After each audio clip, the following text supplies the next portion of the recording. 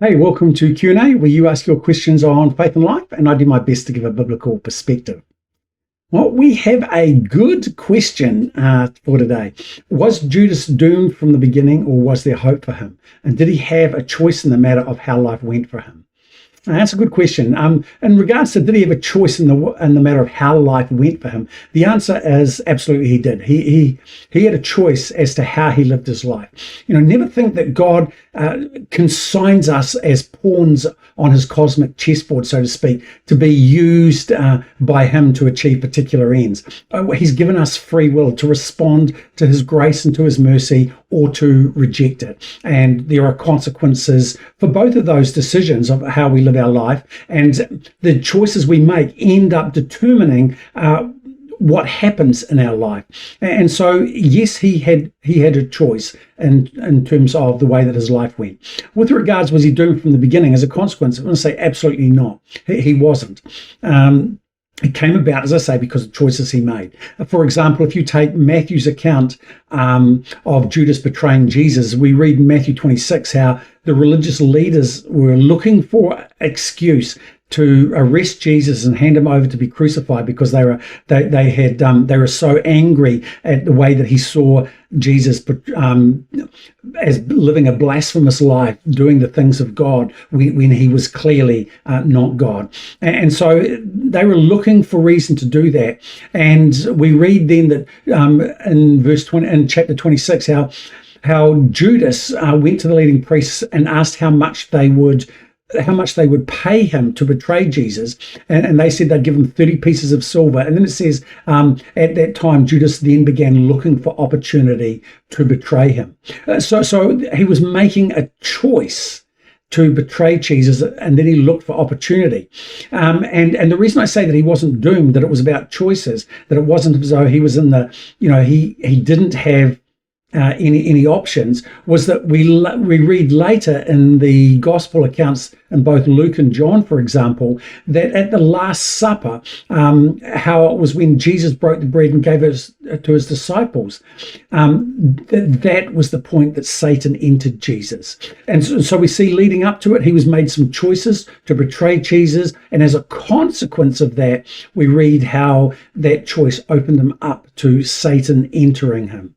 And so we see that he was acting on his own free will, but as a consequence, Satan began to really work in his life in some devastating ways, which of course begs the question, why would Judas do that? Why would anybody betray anybody to death, let alone Jesus, when you're one of the inner circle and you've been there from the beginning and you've spent time that no one else did, at a front row seat to Jesus? Why would you betray him?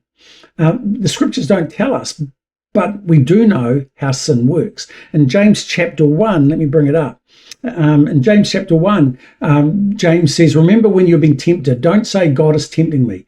God is never tempted to do wrong, and he never tempts anyone else. So that's why I say that Judas had choices. He wasn't doomed. God doesn't use people that way. God never tempts us to do evil. James goes on and says, temptation comes from our own desires, which entice us and drag us away. These desires give birth to sinful actions, and when sin is allowed to grow, it brings birth to death. And so what we can say is that at some point, when we look at the way that Scripture shows sin works, Judas began to harbor resentment in a way that allowed Satan entry into his life. He began to harbor resentment towards Jesus, towards other people, about money, about the way that Jesus was not using the resources in the way that he thought they should, and the way that other people were not using resources in the way that he thought they should. I say that because in John chapter 12, when Mary anointed Jesus with the expensive perfume, it says that the perfume was worth a year's wages, and he began to criticize Mary.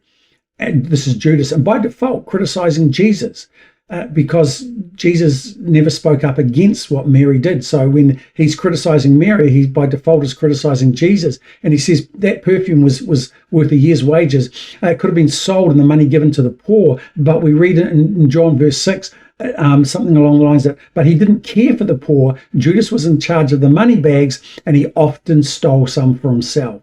And that's why I think there was, he harbored resentment towards Jesus and others in terms of their attitude to money.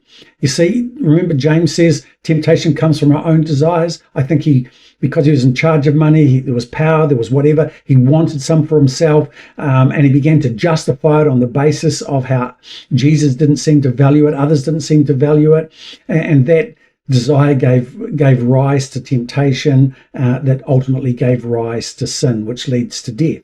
So there's a warning to us to guard our hearts, to make sure that we don't let temptation fester, desires overwhelm us and tempt us away from what God has for us, because ultimately we're going to wind up like Judas, betraying ourselves, betraying the faith that we hold, and betraying others as a consequence. And it leads to a spiritual death. And in Judas' case, it led to a physical death.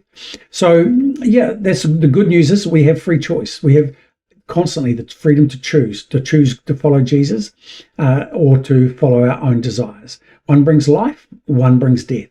So, yeah, that's how I see it. I'd love to hear your thoughts in the comments below. But hey, as always, if you've got questions on faith and life, jump over to slido.com, use the hashtag askhamish. I'd love to hear from you. But that's it for now. Until next time, God bless.